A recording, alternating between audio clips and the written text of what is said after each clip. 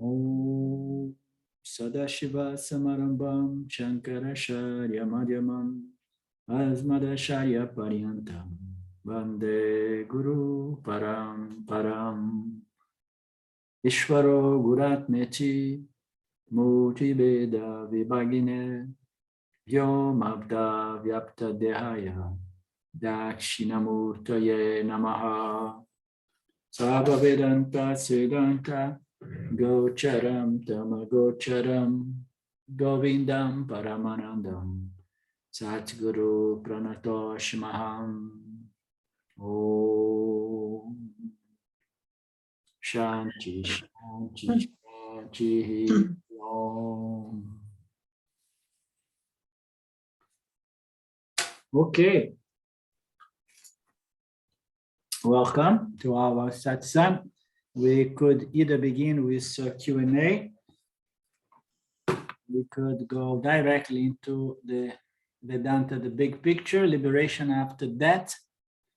I want to begin. I was listening to the end of our last Thursday class, and then I realized that I did not tell the joke, Swami Paramarthananda's joke properly. When he says that the jnani or the samsari, when things go bad, you know, when they are dealing with difficult circumstances, they say, what? Huh? And then the jnani does say, so what? So both use the word what, but in a different sense. So what? What? Huh? Okay, here it is, Mr. Claudio. He missed the joke, the proper joke from Swami Paramarthananda.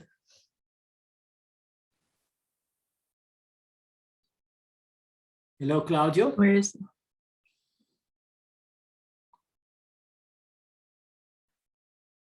mute? Okay.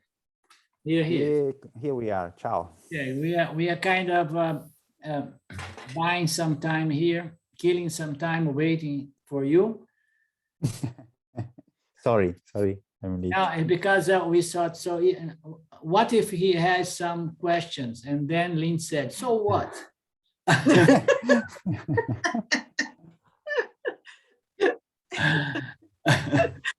So do you have any questions to begin with?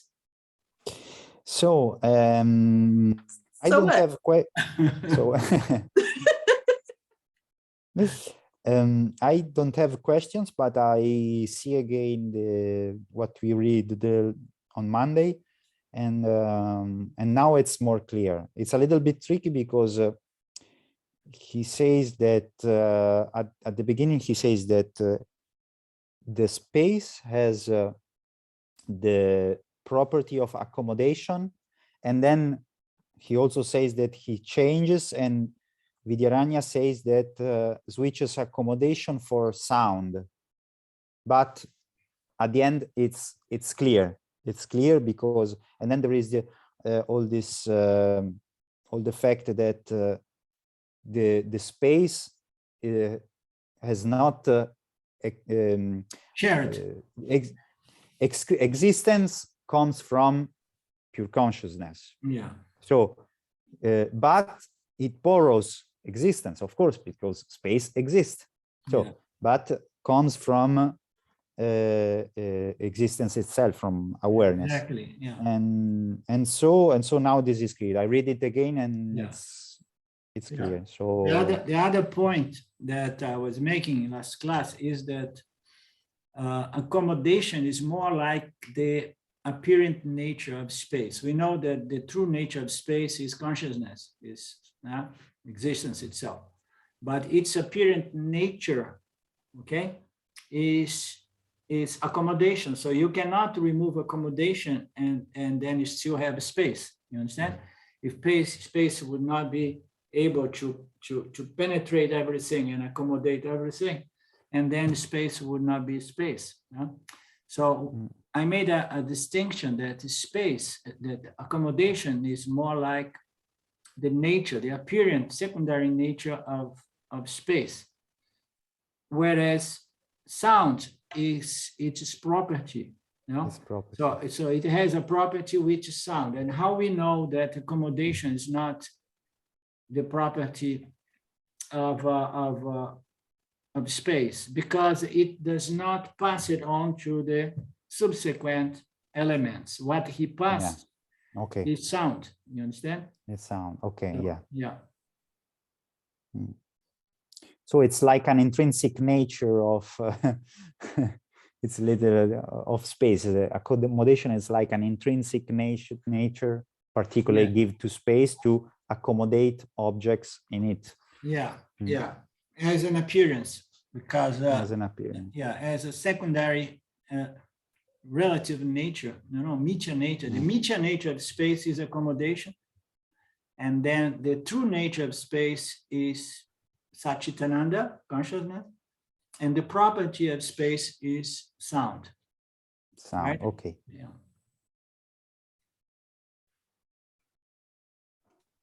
So it seems that, or is it so that we're speaking now about subtle elements, not grossified elements? And does it matter if I try to work out the distinction between these two? Because it seems like the Hiranyagarbha portion of Ishvara is creating subtle elements, and then the grosser elements come later. So I'm not sure whether we're talking about one or the other or both. I think we see space as an accommodating principle. I mean, everything begins as knowledge. When it is created, the five elements, they are created in the subtle world. There we have Ishvara producing everything before they become visible on the physical material level to us. So in the subtle, we have all the elements existing there as knowledge about these elements. Okay, so of course he must have its accommodating apparent nature as well.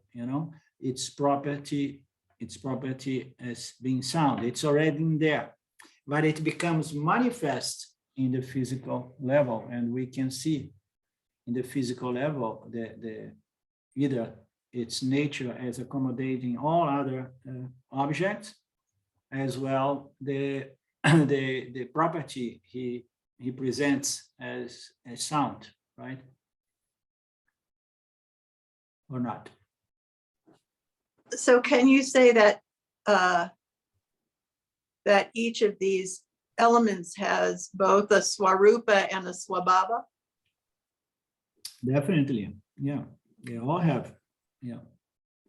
Everything is actually everything is contained in the causal body, but it becomes really manifest on the subtle and then more tangibly,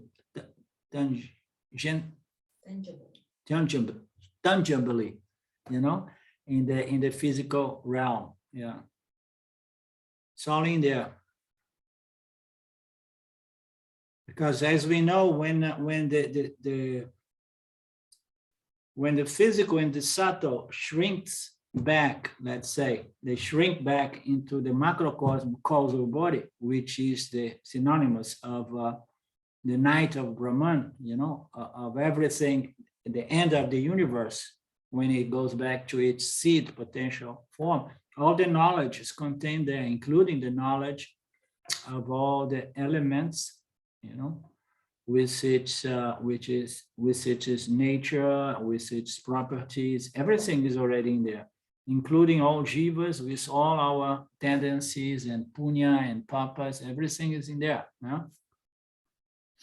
And then when the universe comes, and then we have, in the case of the jivas, on and off, sometimes exercise the three bodies and sometimes exercise only two bodies. The soul is either incarnate, now through the three bodies, or just non-incarnated, or not physically at least, existing as the subtle and the causal body.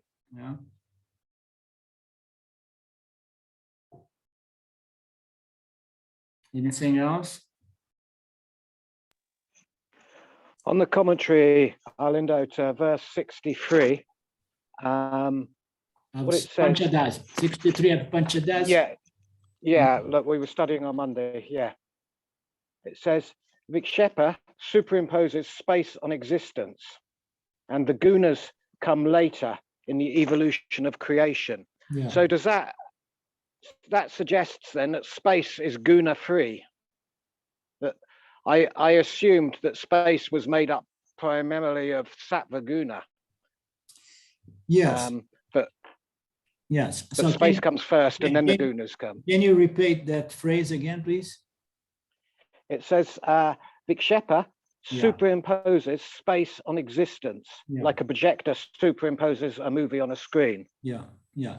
And then, but just before that, it says the gunas come later in the evolution of creation. Yeah.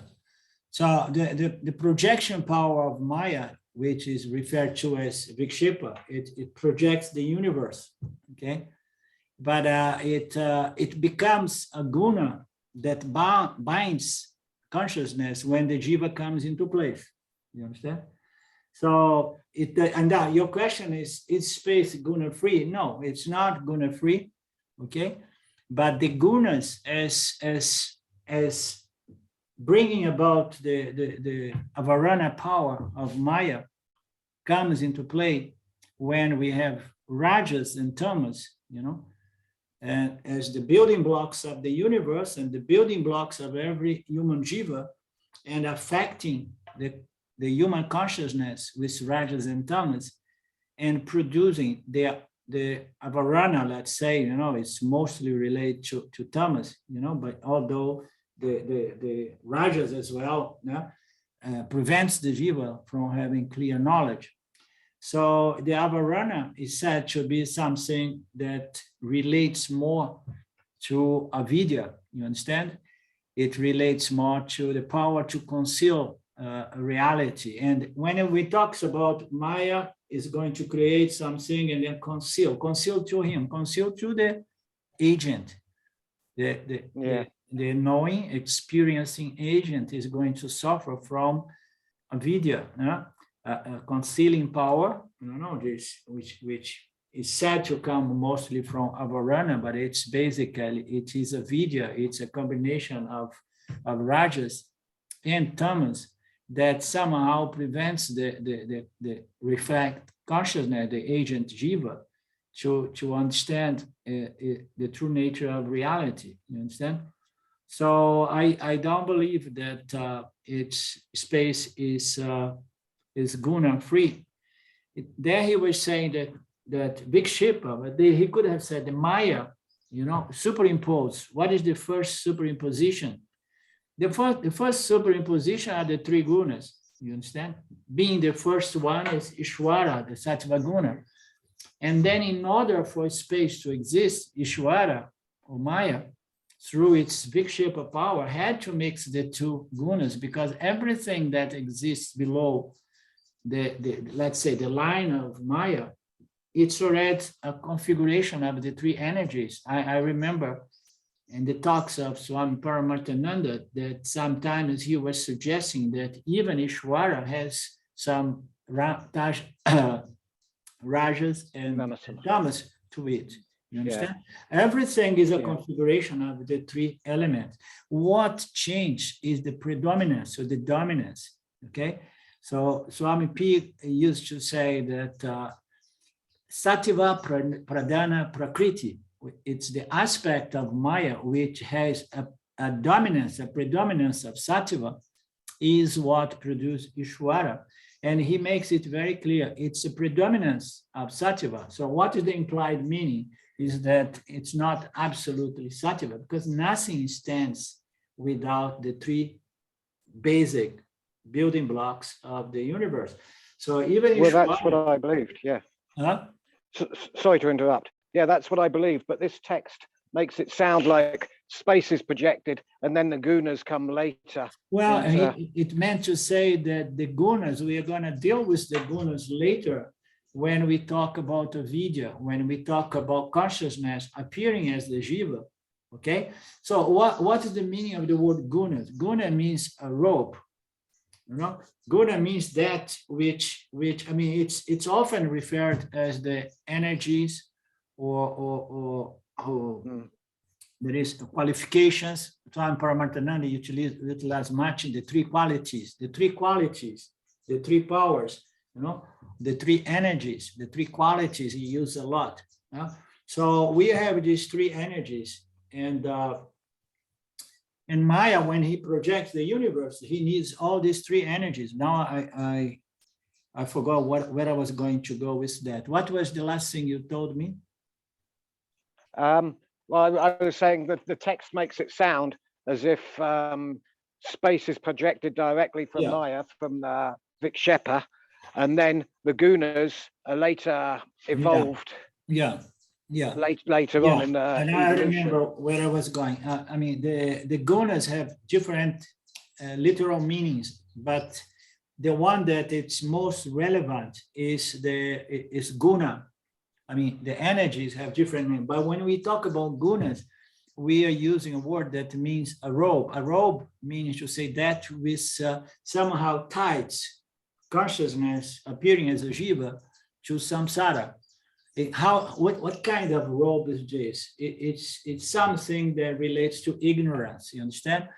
So the ropes, these qualities, these energies, they are referred to as ropes, gunas, okay, in relation to the jiva, because the jiva ends up being bound to samsara, bound to the world, due to these rajas and tamas, which together, you know, they produce this phenomenon called avidya, inability to understand the true nature of reality. So the guna comes later, and we're going to see, and I want to do some work on that text, and I will look for some audios if I feel I need to clarify my mind, refresh my mind about this subject. And we will look more into that next Monday, coming Monday.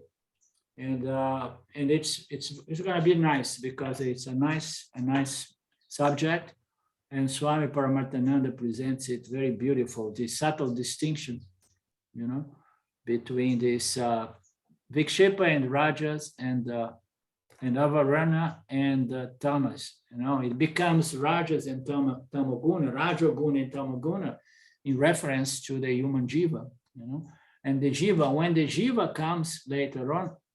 And then with that, we have the gunas, the energies, they become ropes that ties, bounds the jiva to samsara. It's something on those lines. So we're going to have fun next Monday. Yeah. Thank you. That clarifies as well. Thank you. Okay. Do we still have Karen? Yeah.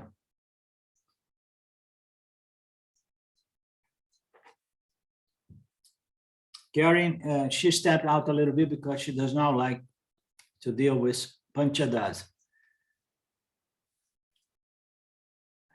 Just kidding, Karen.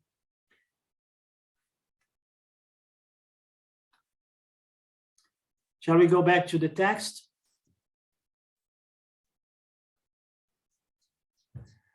I have to say, like the kids, present.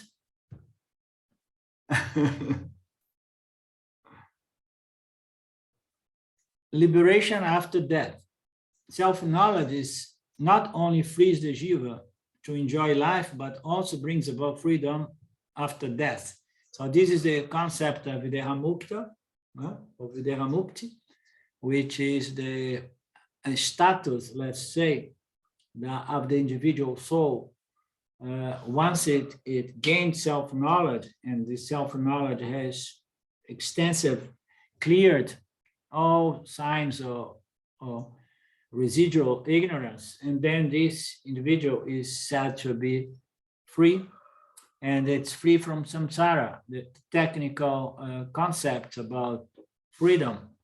Moksha is moksha is freedom from samsara, and samsara is presented traditionally as the cycle of birth, life, death, and reincarnation. So that is the technical traditional definition of samsara, okay?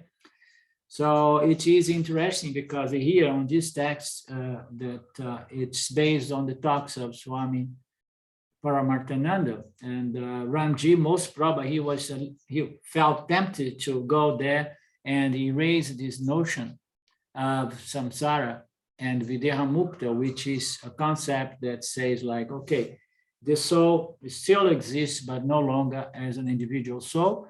The soul exists as the overall soul. The soul exists as Brahman, as the ocean of conscious existence.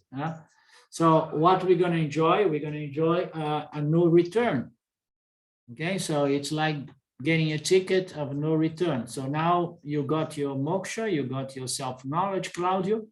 So we're going to give you a ticket of no return. So you cannot return anymore. And that is said to be the ultimate liberation, but not everybody sees that way, you know, depending on our levels of attachment to people, place, circumstance, and experience. We may feel like, oh, no, I still want to come back because I'm enjoying the experience. Yeah?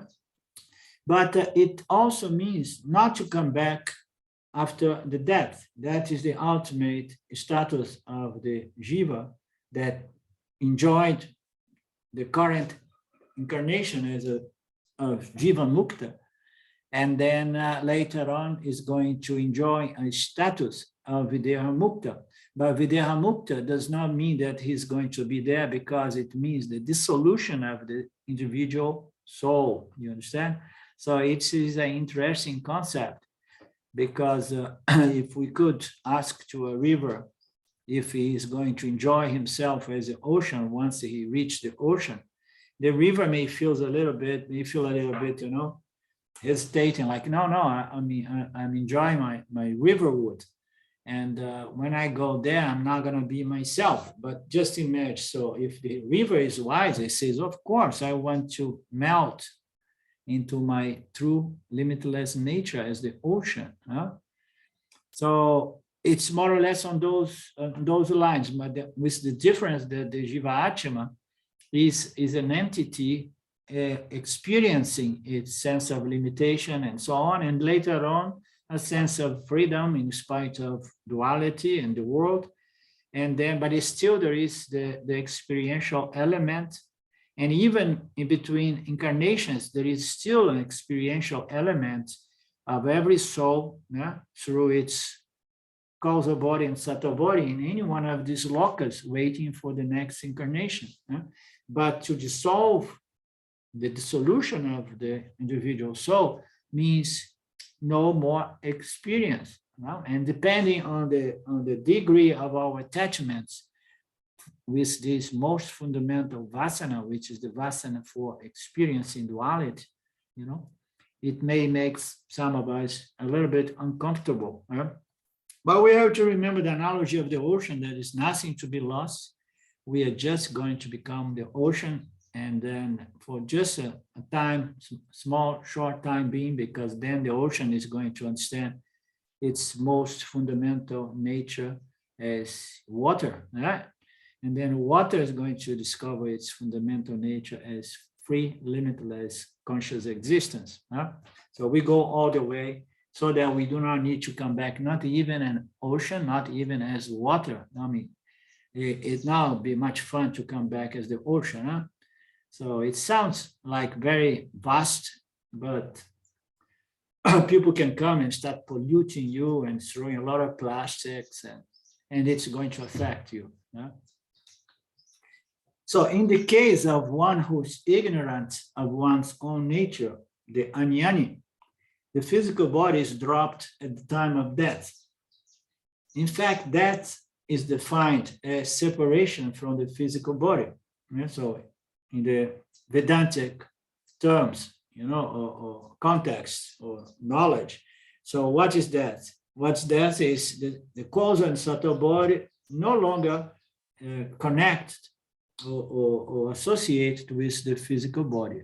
So it has to be, associated with a physical instrument of experience. What is that? Is the subtle body deprived of a physical instrument? So there is nothing to that except the dissociation, separation of the subtle body from the physical body, but the subtle body will get another physical body unless it's no longer wish to come back to experience.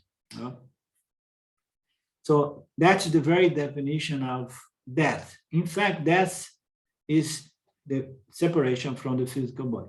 While the gross body decays and merges back into the 5 elements, so nothing is destroyed. The 5 elements, they are destroyed, decays, they are eaten up by worms, and or burned, and then the fire and the smoke is going to go back to the 5 elements, to the fire element, to the earth element. So while this gross body decays and goes back to its nature, apparent nature as the elements, the subtle and the causal body, they remain untouched by the loss of destruction of the physical body. So now we have the situation, we have a body which is subtle and the causal body pervading the subtle body, and they no longer have an instrument of experience. Have you imagined yourself in that situation, Karen? I hear from people, there are people who have several experience of leaving the body and coming back to the body, and they objectively see the physical body, and they are like, wow, so that is me, that is my body, and then they start moving away a little bit, and then they get scared, they come back to the body, to the physical body.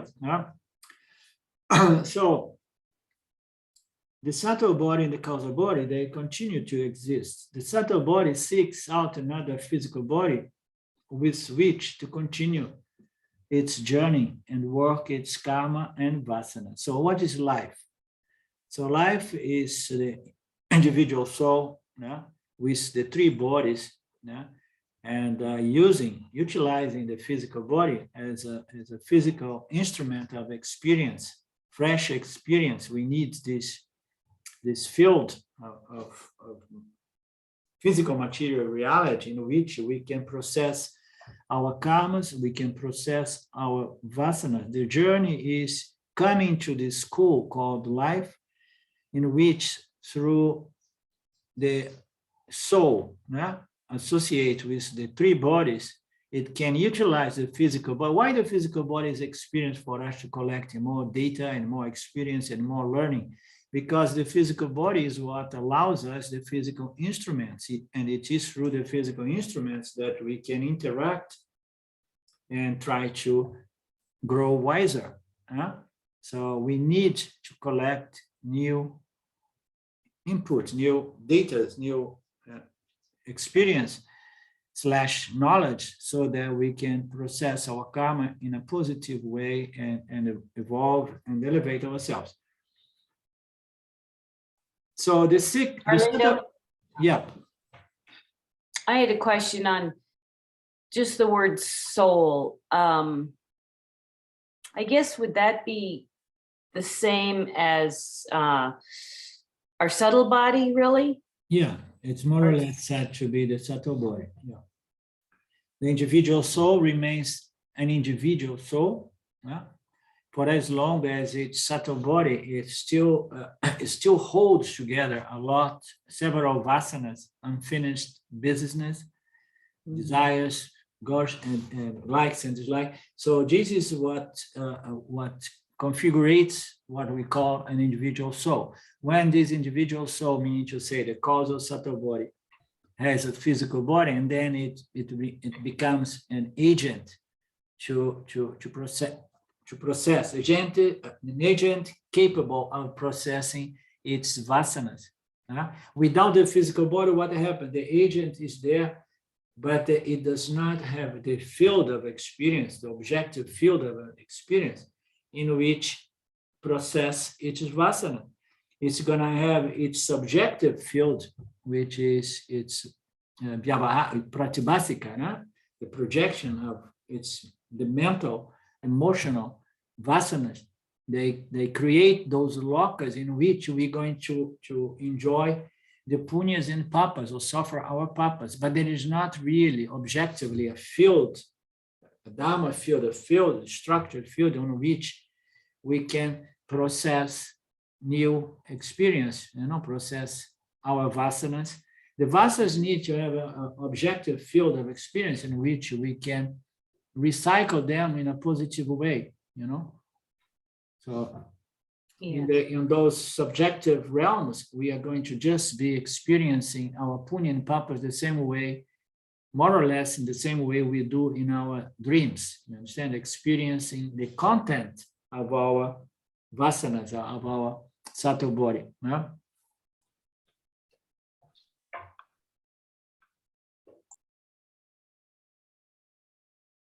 So the goal is to keep processing, working out our vasanas and our karmas. For ajnani, death is the dropping of the physical body, and rebirth is the acquiring of another body. Yeah? So we drop one body and then we acquire another body. So when we drop one body, we feel like, oh, I'm dying. Yeah? And then when we get another body, and later on in retrospective, we say, oh, I was born again. With some exception, there are kids in India that when they are born in media, they say, oh, not again. I'm again born in here, But those things happens only in India, as we know. In the case of the jnani, all three bodies merge back into the total at the time of death. How interesting, huh? So you lose your physical body, the physical body go back to the physical elements.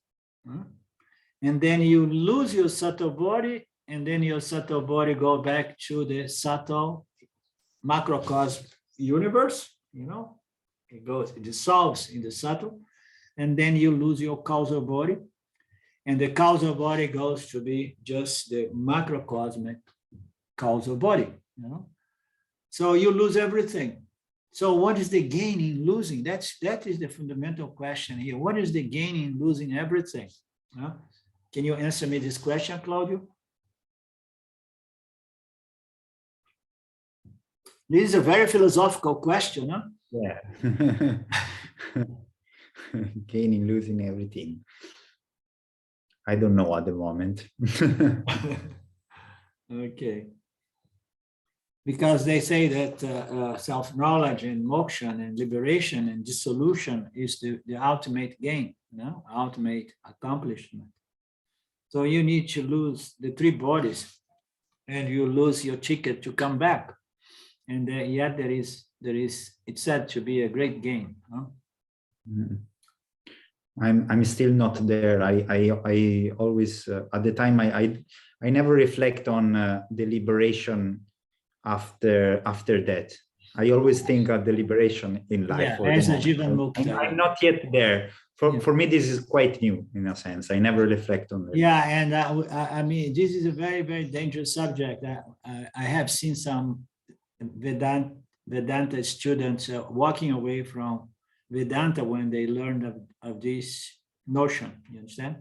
I saw a friend in India freaking out during the last seminar of James in India, in Tiruvannamalai, when this topic came into play.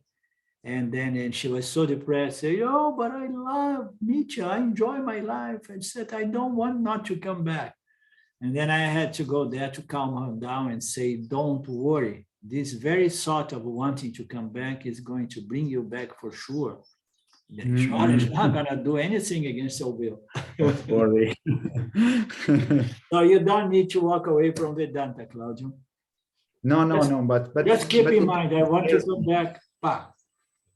No, it doesn't scare me at all, this topic. I only have to understand what it means, but it don't scares me at all to merge with the ocean. I don't find in it so a strange thing. So, but I understand they have still the desire, so maybe I will come back, but. Yeah. Yeah, because the jiva feels like, what is in there for me? Mm. Arlindo, I've heard Swami P say that it, as you say, it depends upon your level of attachment, whether you have a fear of coming back or a fear of not coming back. But for a jnani, he says, either case doesn't matter to a jnani. Yeah, Mm. very, Could go very either. nice. Very, very nicely said. Yeah. For a jnani, doesn't matter. It reminds me again of Papaji saying something on those lines, and I heard of Swami Abhirananda, yeah, the last guru of James, saying, "Why not? You know, if the Lord wants to bring me back, I'm totally up for it." Very nice.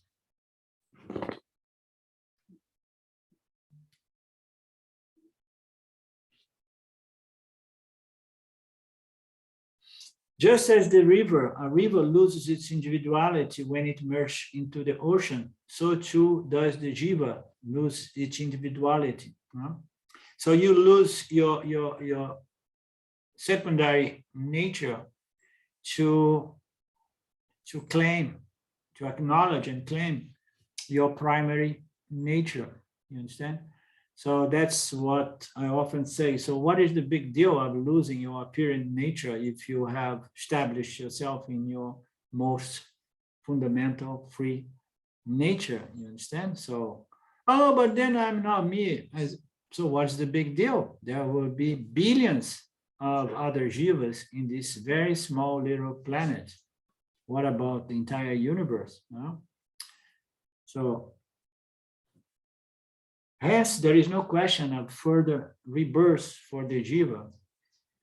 The liberated jnani no longer has a subtle body with which to acquire a new physical body. This is what the teachings mean when they speak of liberation from rebirth. This liberation comes about because self-knowledge destroys the notion of doership and ownership, neutralizing karma, neutralizing vasanas.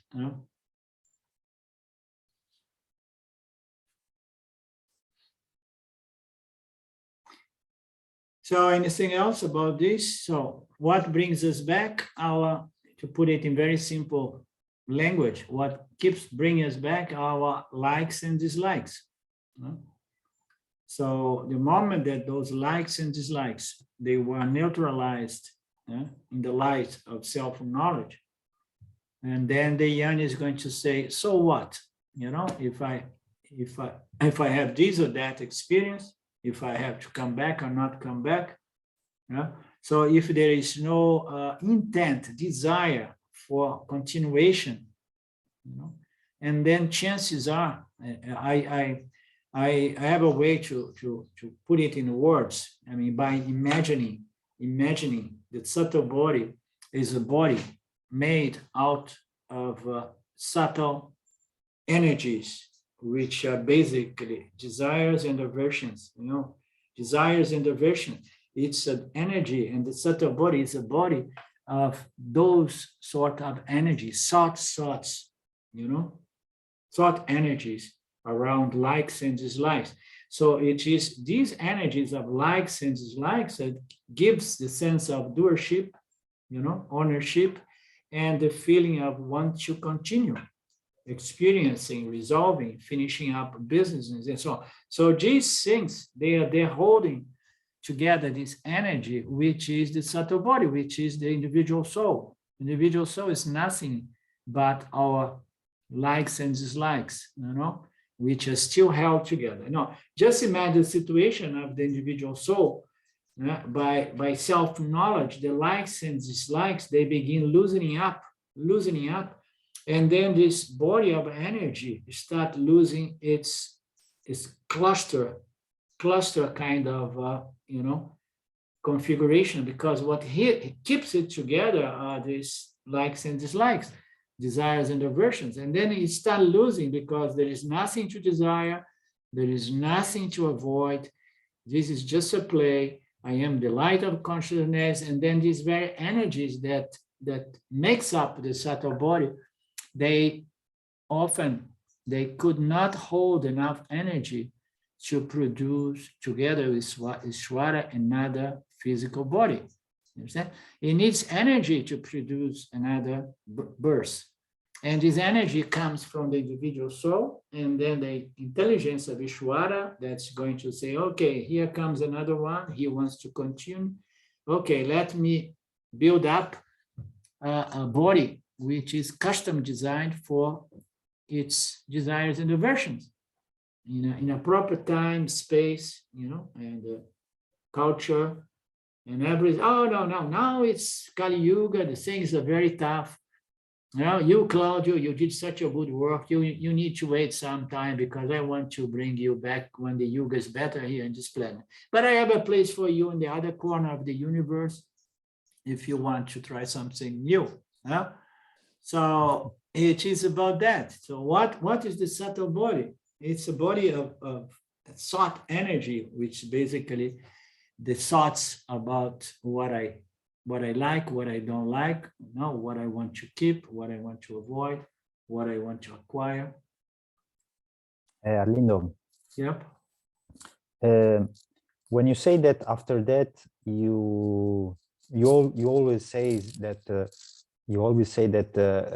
you have still all the other jivas for existing and all this stuff. Do you mean that you can incarnate in another jiva, or you have as consciousness, you have like a supervision of a lot of jivas? What do you mean with that?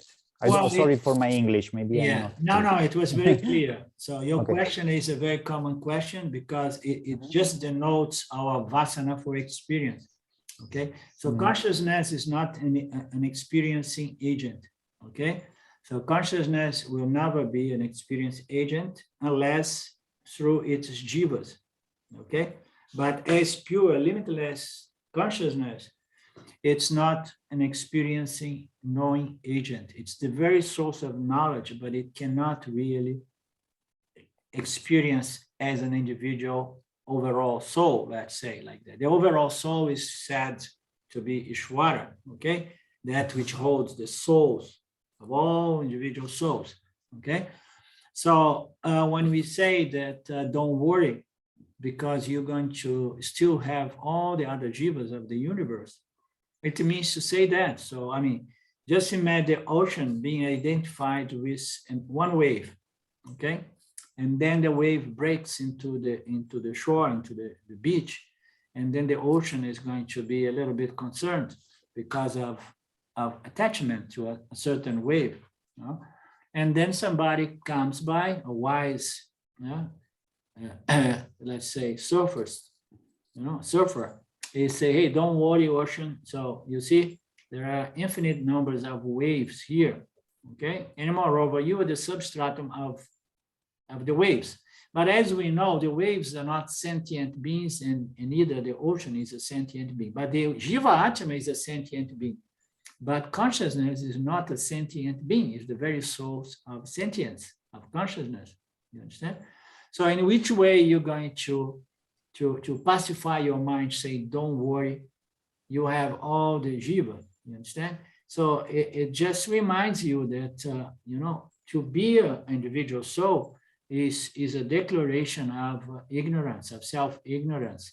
I am identified with my apparent limited nature as an individual soul, and this is a source of suffering, but there are some pleasures in the process as well. Pleasure and pain, pleasure and pain. That's why it's so important, the development of vairagya, which is dispassion toward pleasure and pains, you understand?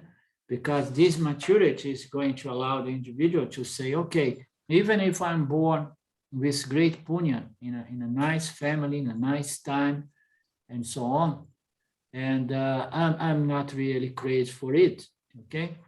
Because I don't have this strong desire for experience anymore. A mature soul would say that. Still leaving it all to Ishvara.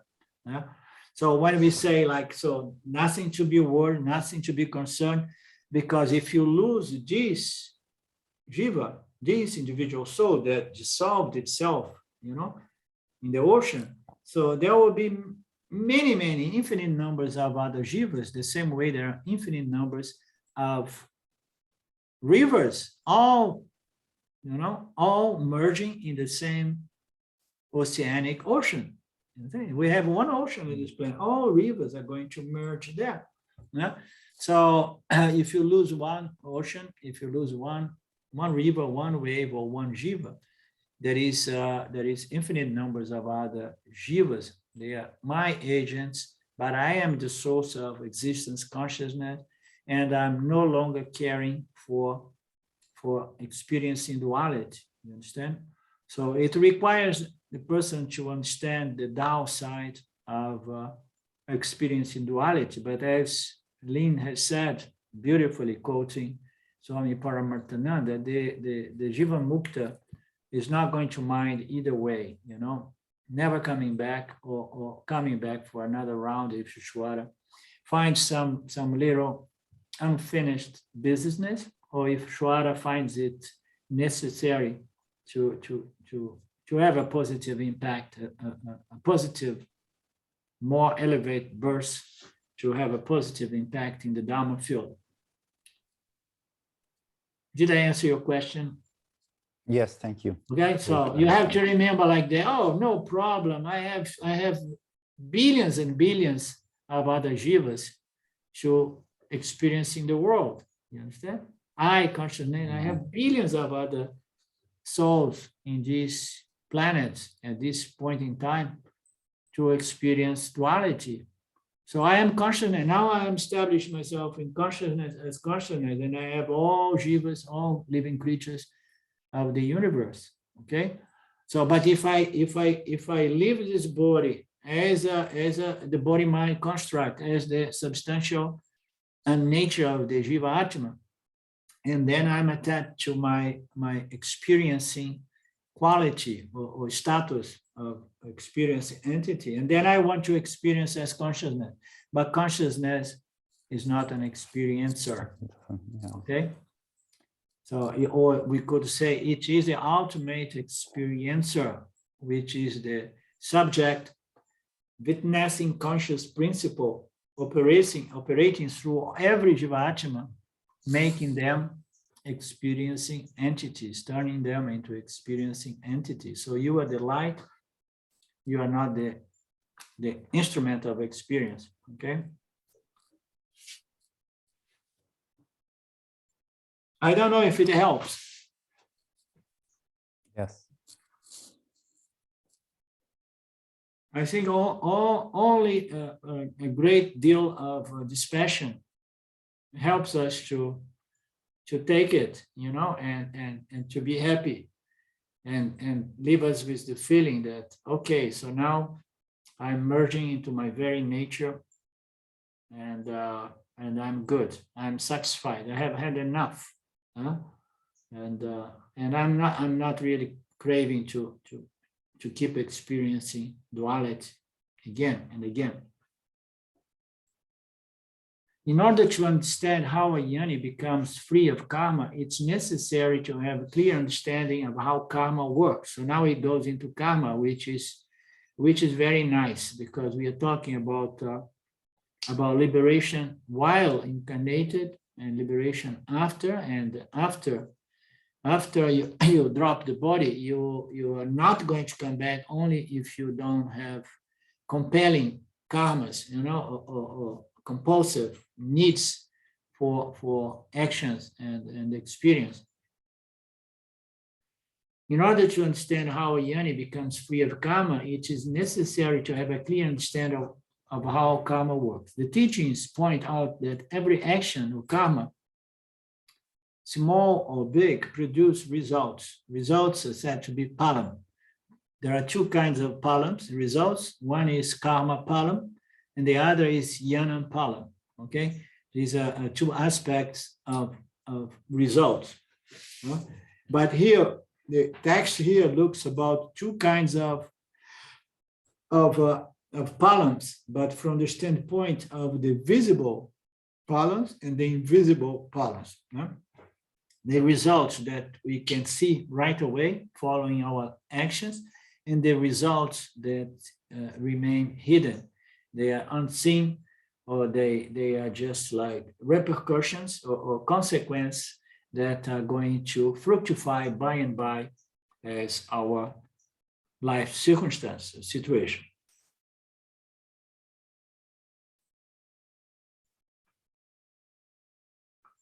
No actions goes without a palan, a result.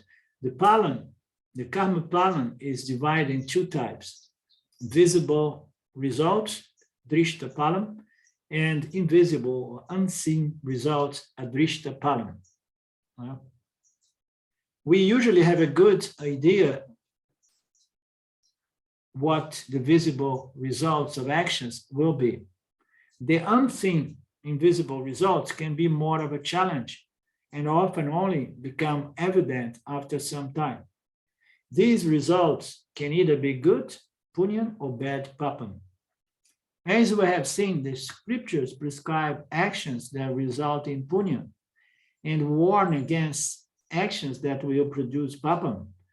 Punya will in time become happiness, whereas papan will generate suffering.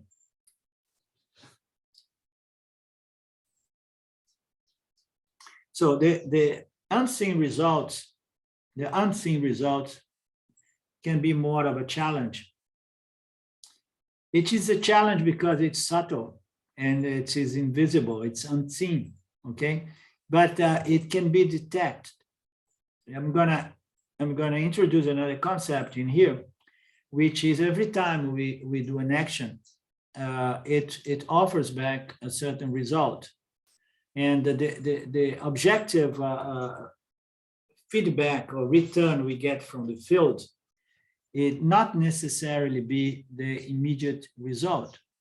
So the most immediate result is a subjective result, because every time we do a fair dharmic sattvic action, we feel a certain satisfaction, which is inherent to our sense of moral dharmic sense of having done what is correct, even if it does not benefit me on the physical level, but we did the right thing, you know?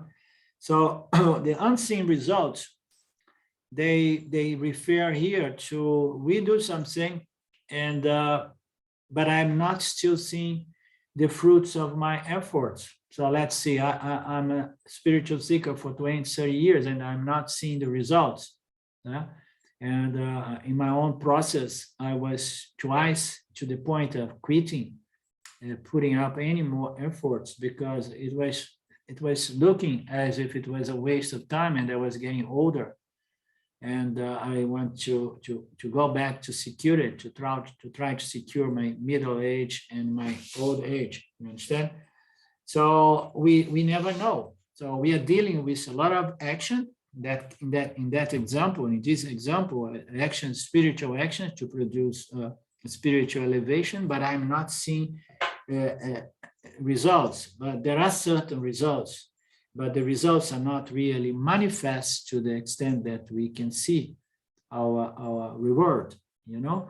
So those are the unseen, adriksha, palan, that we not always we see it, although they manifest themselves in a very subtle level, which is our mental condition, and the mind becomes happier, better resolved, pacified, free of conflict. Now, when we do actions, when they are really ego-centered, when they are dharmic, when they are, they have this dharmic nature, immediately we're going to experience a result, which is, in most cases, it is a mental emotional conflict, the sense that, oh my God, so I did something inappropriate, and then immediately we start losing our peace of mind because we did something that it's going to give us conflict, and it's already creating conflict. What I'm trying to say is that when we do things, we either produce punya or papa, and the punya can be felt right away with a sense of having done my best, having done proper actions, dharmic actions, sattvic action, and then the results, you know, even if they don't fructify for some time, the result is my very state of peace, shanti, of no conflict. So that state is already my punya, available for experience, although it did not fructify on a more tangible way. Oh, no, I want to have a samadhi, I want to have self-realization, I want my dream to come true, and so on. But no, we are doing what I'm doing, and we are gaining the most elevated palam. What is the most elevated palam for the karma yogi? The karma yogi is the one who is doing things to accomplish certain goals in life, but with a certain spiritual religion attitude. But the ultimate and the true palam that the karma yoga wants is what? Is peace of mind, huh? Pure heart, you know, sattvic mind. So spiritual growth is the palam that the karma yoga is doing, although he's doing things to accomplish certain mundane goals as well, right? So much can be said about this drishta and adrishta palam. We usually have a good idea what is visible results of our actions will be. You know? I have met many people that after they fall in love with Vedanta, and then after a short while, few months and so on, they are very impatient. And then they want to see their enlightenment, you understand, their moksha and so on. And that's why I got into this joke of offering an enlightenment certificate every time we do a seminar, so that people can feel, okay, I got something from it, because they want to see the palam. So, but it's not necessary that way, but it is that way because we do those things and we get the most elevated palam, which is peace of mind, a purer mind. And takes some time. It's often seen after some time because you know, you can't really get things as you want, when you want, the way you want, as we know. This is not the karma yoga spirit. These results can either be good or bad. So it can be good or can be bad. What is most important, the action or the attitude behind the action? Somebody can do a lot of good work as a karma yogi or even a jnani yogi, but the attitude behind it for like, oh, I want it and I want it tomorrow. So what is going to be the predominant karma power? Nature of that karma is the impatience and the demand that I want things my way, which is going to offset even good karmas or good spiritual efforts. So that's why our spiritual effort have to be permeates with those three fundamental qualifications: trust, patience, and humility. And then it says also that punya, why punya is good? You know, as a karma yoga, we want to produce punya because punya is synonymous of favorable circumstance. And when circumstances are favorable, what happens? Our mind experiences less conflict, less challenge. And then our mind, less being better resolved, is the best possible environment, atmosphere, mental environment in which to keep doing our Shravana, Manana, and Nididhyasana, because now you have good punya. Of course, we are talking about spiritual punya. There are people who can work for material punya as well. So the punya, it's conducive to peace of mind, which is conducive to happiness, which is conducive to a sattvic mind, which is conducive to self-inquiry and self-knowledge. Therefore, punya is good. but not for the sake of punya. Punya is good for the sake of producing the mind which is conducive to self-inquiry and self-knowledge. Huh? And what is the problem with papan? Papan is conducive to a disturbed mind, a conflicted mind, all the time have to work, conflicting karmas, and not having, those mental, emotional qualities which are required for self-inquiry and self-knowledge. And papa is not conducive to self-inquiry.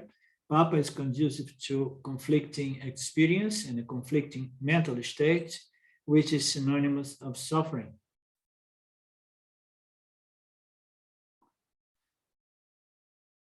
Okay. Certain actions may be favorable from the standpoint of drishta, palan, the visible level, but may be unfavorable from the standpoint of a drishta, palan, the long-term result. So on the material samsaric world, we know that there are several actions that are conducive to visible results. So I want to do something to enjoy a nice Italian gelato. So, but I'm not in Italy, so I have to get the fruits and then follow the protocol and then work hard to make a nice gelato. And then the gelato is so good that I'm going to enjoy, 1 pound of gelato. And then you feel like whole, full, and complete. So this is a drishta, pala, on the visible level that has made me really satisfied. But then what's happened with my pure digestion? It usually kicks in 1 day or 2 days after one, and then I'm ill for a few days. You understand? So the invisible results of pleasurable, sense pleasurable, punyas, this drishta palan, positive, immediate results. But if the punya is sensory, sensorial pleasure, it usually has a price tag attached to it. But we're going to look into this as well from the standpoint of spiritual drishta palan, immediate results that may have a bitter taste in the long term as well. Okie dokie. Okay. So we meet again next Monday with Panchadasi, and we keep going. So we are coming to the end here, but we did not go much. Maybe we'll take another 1 or 2 more classes before we moved into the other text. Okay. Did you get the new text, Karen? Okay. Yes, I saw it. I need to print it out when I get it. Yeah. Hard ink. Okay.